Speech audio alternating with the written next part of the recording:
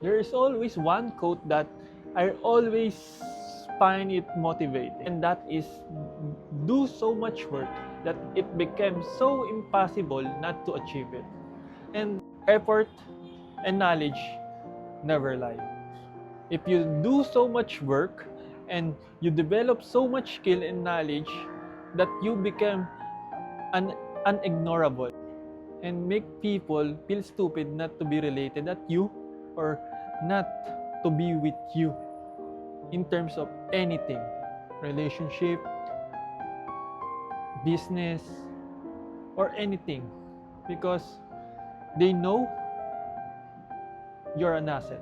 They know you are capable. They know that you are putting so much effort, that you are not just all talk.